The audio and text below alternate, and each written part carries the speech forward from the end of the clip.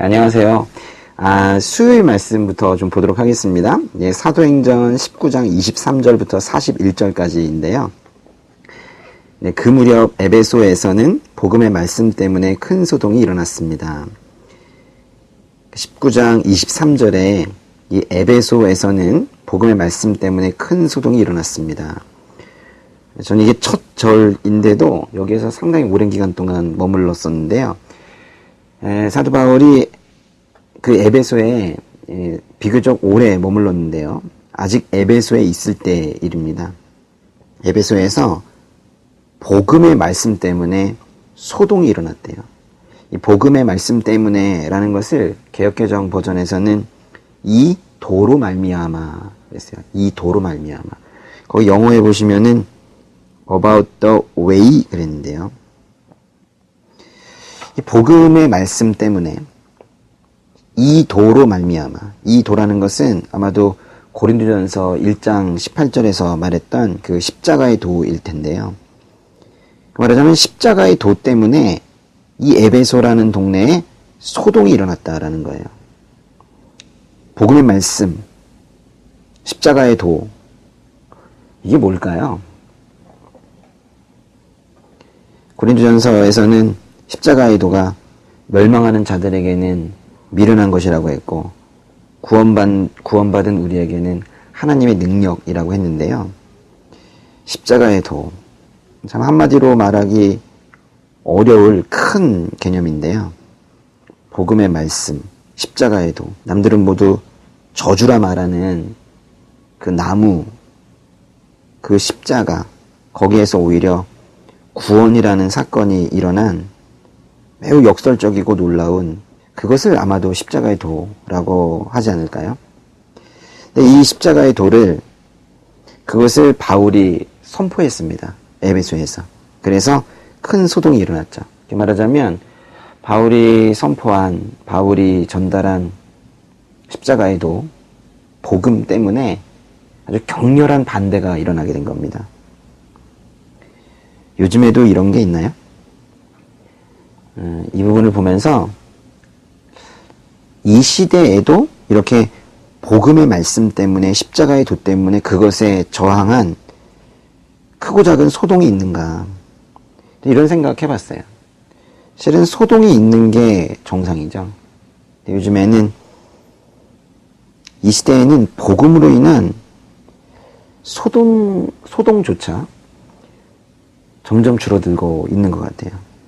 실은 복음의 말씀 때문에 큰 소동이 일어나는 이것을 우리가 늘상 경험하고 살아야 되거든요.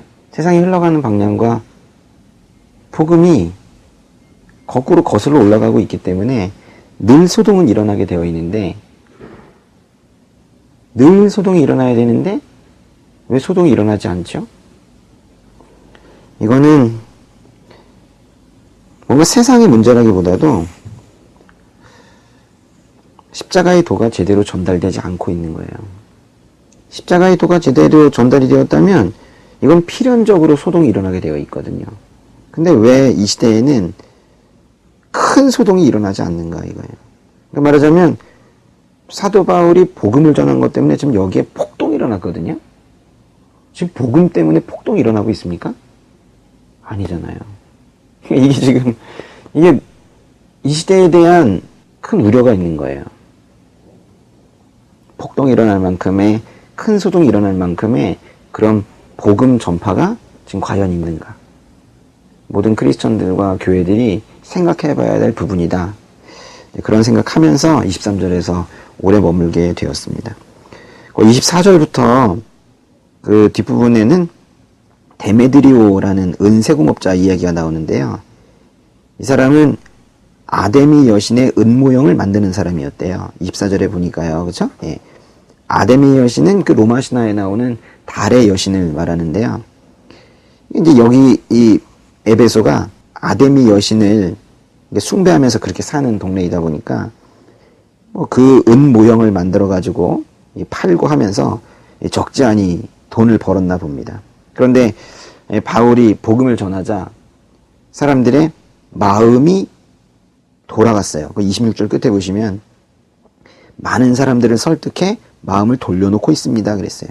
말하자면 에베소에 있는 사람들이 여태까지 아데미 여신을 숭배하면서 또 그걸 형상화시킨 그걸 갖다가 집에 모셔 있기도 하고 그걸 갖다 또 제물로 바치기도 하고 이러면서 우상 숭배했었는데 바울의 복음을 듣고 그거 거짓이구나. 이래서 우상 숭배를 끊어내는 그런 마음으로 변해간 거예요. 그러니까 이 데메드리오가 이제 장사할 게 없어지는 거죠. 돈벌이가 떨어졌는데 이 데메드리오는요 아주 노련한 사람입니다. 그 노련함이 좋은 방향으로 가면 좋은데 이 노련함이 악함으로 가게 되면 사람들을 많이 수렁에 빠지게 하는데요. 사실 데메드리오는 아주 단순한 판단을 한 겁니다. 사도 바울이 복음을 전해서 사람들이 우상숭배에서 떠나니까 자기가 팔고 있던 은 모형, 그래서 아데미의 여신 그 상과 아데미의 여신의 케이스와 같은 그 신전 모양 전체 그런 걸 팔았거든요. 근데 그걸 팔지 못해서 지금 화가 난 거예요. 그런데 사람들을 선동할 때에는 그런 식으로 선동하지 않습니다. 내가 돈을 못 버니까 다들 일어나자. 이렇게 얘기한 것이 아니라 거기 27절에 보시면 이렇게 되면 우리 사업의 명성이 떨어질 뿐 아니라 위대한 여신 아데미 신전의 명예도 실추되고 이러면서 사업의 명성, 신전의 명예와 같은 이런 단어들을 쓰면서 우리는 원래 이렇게 자부심을 가지고 살아야 되는 사람들인데 우리의 이런 자부심을 사도 바울이라는 사람이 우리의 자부심을 깨뜨려 버렸다. 어떻게 할 거냐? 그랬더니 사람들이 맞아, 우리가 명예가 있었지. 우리가 명성이 있었지. 근데 우리를 무시했네. 이러면서 사람들이 화가 나기 시작을 한 거예요. 그래서 데메드리오를 노련한 선동가다라고 할 수 있는 거예요. 선동의 달인입니다. 근데 이거는요, 복음이 제대로 전달이 되면 누군가 한 명 이런 사람들이 나타나게 돼 있어요. 그러니까 복음이 제대로 전달이 되게 되면 진리에 반항하는 모습들이 나타나게 돼 있는데 진리에 반항하는 일반적인 모습이 바로 선동입니다. 진리에 대항하기 위해서 사람들이 감각적으로 알아요. 혼자 대항해서는 안 된다는 것을. 그래서 수적으로 양적으로 그걸 힘을 삼아서 이것저것 뭐 들고 이래서 진리를 평화시키려는 그런 움직임을 보입니다. 진리는 담담한데요. 진리에 반항하는 모습들은 상당히 소란스럽습니다. 세상을 한번 보세요. 그런데 이제 사람들이 드디어 이 노련한 선동과 데메드리오의 명성, 명예 이런 단어들을 들먹이면서 했던 그 선동에 넘어가서 28절에 보니까 그들이 이 말을 듣자 화가 치밀어 올라 에베소 사람들의 아데미 여신은 위대하다 이러면서 소리를 높였대요. 선동이 성공을 했습니다. 29절 그러자 도시는 순식간에 온통 소란스러워졌고 사람들은 마게도니아에서부터 바울과 동행한 가이오와 아리스다고를 붙잡아 일제히 연극장 안으로 몰려 들어갔습니다. 이 가이오는 더베 사람이고요. 그 아리스다고는 그 뒤쪽에 사도행전 20장 4절에서도 나오고 골로새서에도 등장하는 그런 사람인데 이 사람들은 이 가이오와 아리스다고는 마게도니아에서부터 바울과 함께 계속 동행한 사람들입니다. 그러니까 이 사람들이 지금 바울은 잡지 못했지만은 가이오와 아리스다고를 사도 바울의 동료라는 이유로 사도 바울과 함께 다녔다는 이유로 잡아들인 거예요. 그래서 그 극장으로 끌고 들어갔다고 하는데요. 당시 이 극장이요. 당시에는 한 12,000명 정도, 12,000여 명 정도 수용할 수 있는 아주 큰 극장이었습니다. 그다음 이제 30절에 바울이 내 동료들을 잡아 이래가지고 거기 나서려고 하니까 제자들이 말렸습니다. 위험한 곳이기 때문에 말렸고 31절에 바울의 친구인 그 지방의 관리들도 사람을 보내서 제발 좀 들어가지 말라고 지금은 때가 아니라고 또 그렇게 말리는 모습이 보입니다. 32절에요. 그래서 사람들이 연극장 안에 잔뜩 모였어요. 근데 32절이 얼마나 우스꽝스러운지 보세요. 연극장 안에서 어떤 사람은 이 말을 하고 또 다른 사람은 저 말을 하는 통에 그러니까 서로 지금 자기 말만 하는 거예요. 모인 곳은 매우 혼란스럽게 됐습니다. 혼란스럽게 됐어요. 심지어 자기들이 왜 그곳에 모였는지 모르는 사람들도 대부분이었습니다. 복음을 가지지 못한 자들, 또 복음을 듣고 그것에 대항하는 자들, 그들의 기본적인 특징이 바로 이 혼란입니다. 아주 감정에 휩싸인 이런 모습들이죠. 매우 혼란했고 심지어는 자기가 여기 왜 왔는가도 잘 모르는 이거 뭐예요? 그냥 들뜬 거예요. 그냥 누군가의 선동에 의해서 뭐가 뭔지도 모르고 진리와 비진리를 구분해서 그 자리에 온 것이 아니라 데메드리오와 같은 어떤 그런 한 선동가에 의해서 많은 사람들이 그냥 우우 하다 보니까 극장까지 갔고 저기 뭐 가이오를 잡아놨구나 하면서 어떻게 해야 되냐 막 소리 지르고 막 이러고 있지만 막상 그렇게 하다 보니까 자기가 사실 왜 그걸 하고 있는지도 모르는 거예요. 비진리의 행동들은 늘 이렇게 소란스럽고 혼란하며 무지해요. 그러나 복음은 혼란하지 않습니다. 복음은 질척거리지 않아요. 복음은 분노하지 않습니다. 복음은 모호하지 않아요. 복음은 감정적이지 않습니다. 왜냐하면 복음은 진리를 드러내는 것이기 때문에 이렇게 뭐 감정으로 뜨거워가지고 사람들이 소란하고 시끄럽고 이렇지 않습니다. 벌써 그런 모습이 나타나 있다는 것 자체가 그거 자체가 벌써 복음의 진리와는 거리가 먼 거죠. 33절 유대 사람들이 군중 가운데서 알렉산더를 앞으로 밀어냈습니다. 그러자 그는 조용히 하라고 손짓하고 사람들 앞에서 변호하려고 했습니다. 그러나 그가 유대 사람임을 알아챈 그들은 모두 한 목소리로 에베소 사람들의 아데미 여신은 위대하다라며 2시간 동안이나 외쳐댔습니다. 이제 알렉산더라는 사람이 그걸 좀 중재를 할 수 있는지 알고 이렇게 앞으로 나갔는데 잘 안 된 것 같습니다. 35절부터 끝까지 나오는 에베소 시청 서기관이 있는데요. 도시의 그 에베소 도시의 아주 최고의 행정관입니다. 근데 이 사람의 지혜로 인해서 결국 이 소란스러운 이 모임이 결국 해산이 되고 마는데요. 35절에서 이 에베소 시청 서기관이 에베소 시민들에게 이렇게 말합니다. 에베소 시민들이여, 이 에베소 도시가 위대한 아데미의 신전과 하늘에서 내려온 그 신상을 지키고 있는 것을 온 세상이 다 알지 않습니까? 이건 뭐 이 서기관, 이 행정관이 이 에베소 도시의 이 종교 형태를 지금 긍정한다기보다는 명성은 그대로 아닙니까? 이러면서 사실 사람들 비위를 맞춰주고 있는 거예요. 그러면서 36절에 그러나 경솔한 행동 삼가하라 이렇게 또 경고도 하면서 37절에서는 이 바울팀이 신전 물건을 도둑질했습니까? 우리 여신을 모독했습니다. 모독했습니까? 그것도 아닌데 여기로 끌고 왔잖아요. 이러면서 바울팀에 대한 어떤 오해와 오명을 또 이렇게 슬쩍 또 풀어주기도 또 합니다.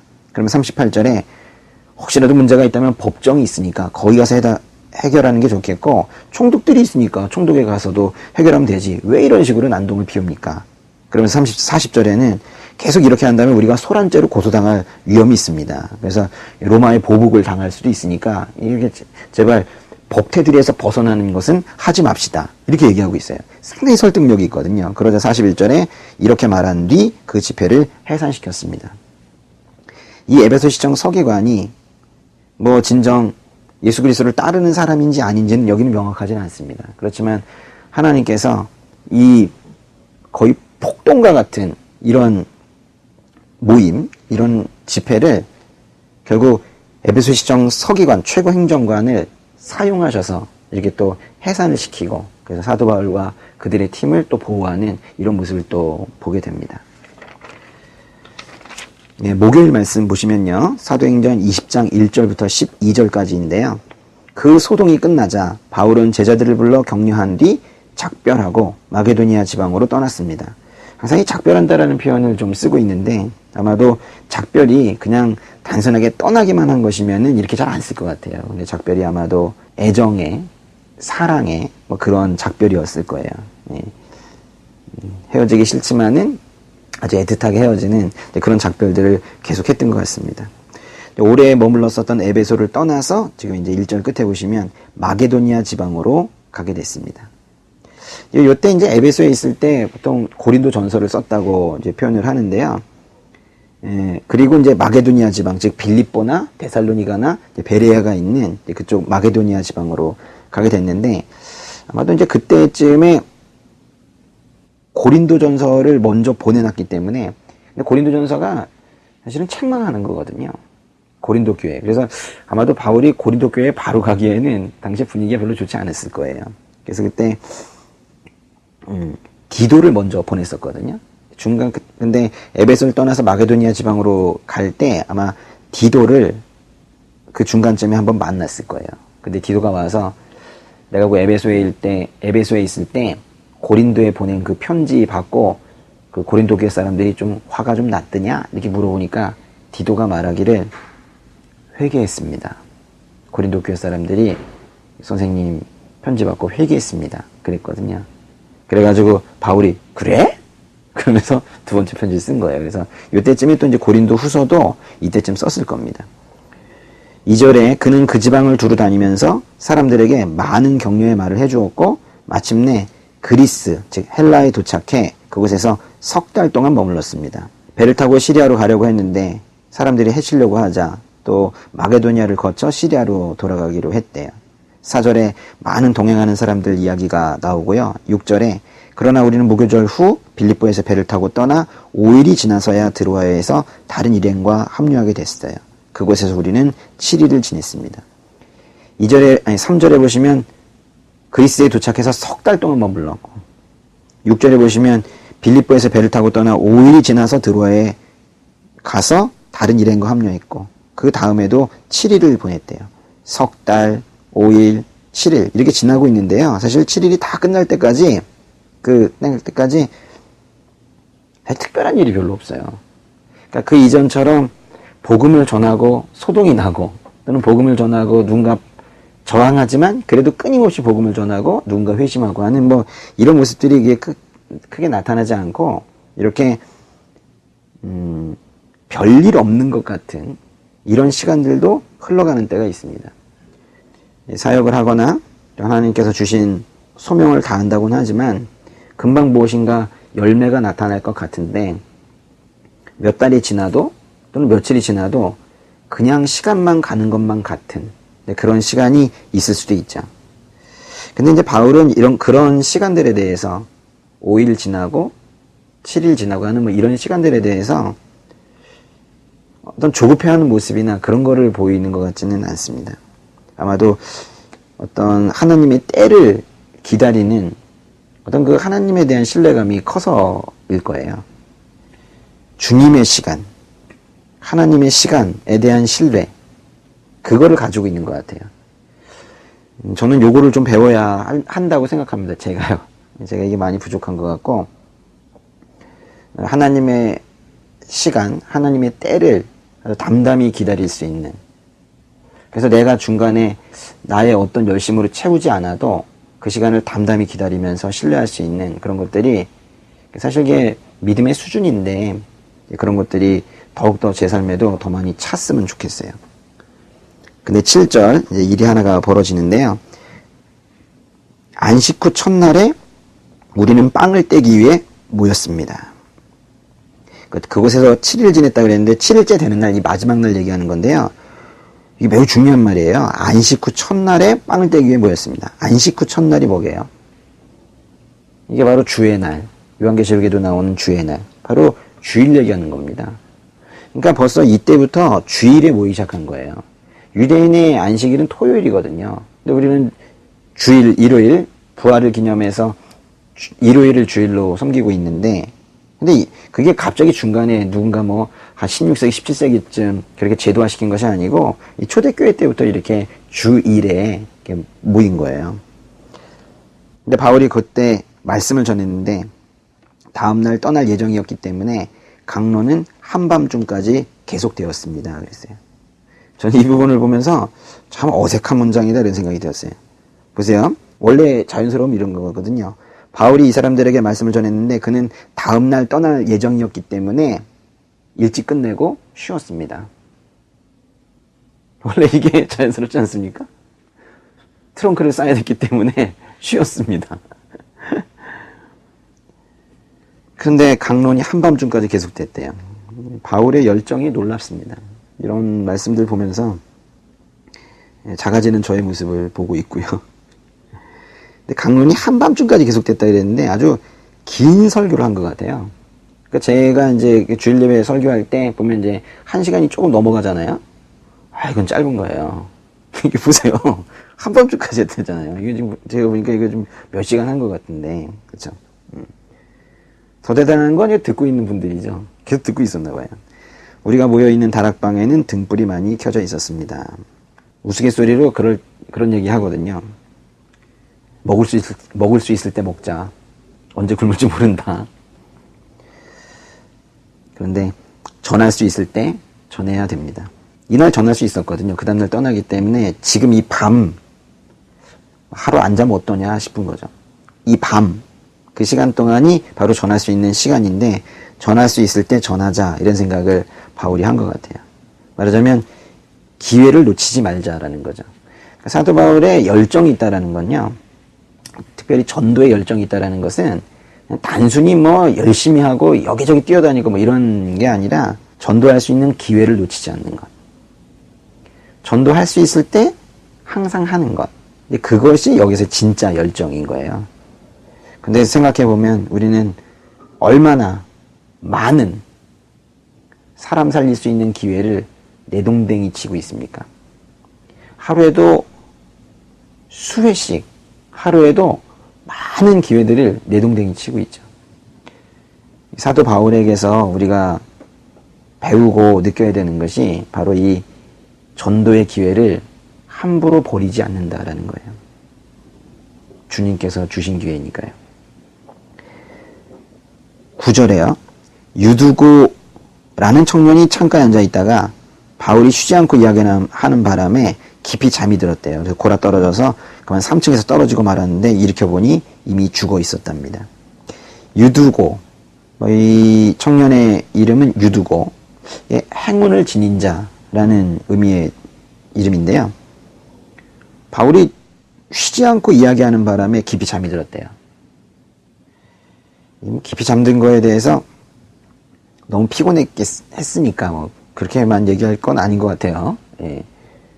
그럼 또 뭐 마루에 앉아있지, 또 창가에 앉아있다가. 이게 뭐 확실히 판단할 수는 없지만은 설교에 그렇게 크게 집중하지는 못하고 있었던 것 같습니다. 근데 떨어져서 죽은 거예요. 10절에 바울이 뛰어 내려갔어요. 유두고 위에 엎드려 그를 껴안고 동정과 애정의 그런 마음으로 말했습니다. 소란 피우지 마시오. 그에게 목숨이 있어. 그에게 생명이 있다 그랬어요. 살아있다는 거예요. 그러더니 바울은 그 다음 표현이 아주 충격적입니다. 다시 위층으로 올라가 그랬어요. 너무도 담담하게 죽어있는 사람을 살려놓고는 다시 위층으로 올라가 빵을 떼어 먹은 후 날이 셀 때까지 오랫동안 강론을 하고서 떠났습니다. 12절 사람들은 살아난 청년을 집으로 데려가 많은 위로를 받았습니다. 왜 이런 일이 생긴 걸까요? 자칫 잘못하면 사도 바울의 그동안의 어떤 사역이나 이런 것들이 아주 이 사람이 한 명 죽는 안 좋은 사건으로 인해서 먹칠이 될 수도 있는 뭐 이런 상황인데, 이런 일이 생긴 것은 아마도 하나님께서 하신 일인 것 같아요. 사도 바울이 하는 설교가 무엇과 관련된 설교입니까? 생명이잖아요. 생명과 관련된 사도 바울의 설교의 이 진정성이 유두고라는 청년이 하나님의 이름으로 살아나는 것을 보면서 생명과 관련된 사도 바울의 설교가 그 진정성이 입증이 된 거예요. 하나님께서 일하신 겁니다. 그래서 사람들이 맨 끝에 더 많은 위로를 그렇게 받았다고 했잖아요. 그러니까 사도 바울이 밤을 새워가면서 쉬지도 않고 그렇게 전도의 열정으로 이 기회를 절대 놓치지 않겠다 이래가지고 뜨거운 마음으로 그렇게 전도를 하고 있을 때 하나님께서는 잘한다 이러고 계시느냐? 그게 아니라 하나님께서는 또 하나님께서 하실 일을 또 하신단 말이에요. 이게 지금 이 유두고가 떨어지고 살리고 하는 거, 이게 무슨 사도 바울에게 무슨 능력이 있습니까? 하나님께서 그걸 하신 거잖아요. 그러니까 우리가 할 일은요, 주어진 시간에 충실한 거예요. 주어진 소명에 성실한 거예요. 주어진 사명에 헌신하는 거예요. 그리고 하나님께서 하실 일을 오히려 기대하는 거예요. 그러면 이 우리가 했던 소명과 사명의 어떤 순종과 헌신 뭐 이런 것들이 그것 자체만으로는 사람들한테 큰 영향이 없을 수 있어요. 우리가 무슨 능력이 있습니까? 그런데 그것을 2배로 3배로 또 더 크게 확대시키고 그것의 영향력을 키워주는 건 그건 다 하나님께서 하시는 거거든요. 그러니까 우리는 내가 하는 일의 영향력이 어떻게 될 것인가에 대해서는 지금 생각할 필요가 없어요. 그냥 주어진 걸 하면 됩니다. 순종하며 헌신적으로. 그러다 보면 그 일을 통해서 일하시는 건 하나님이시거든요. 우리가 오늘 말씀 통해서 그 부분을 좀 한 번 더 생각했으면 좋겠습니다.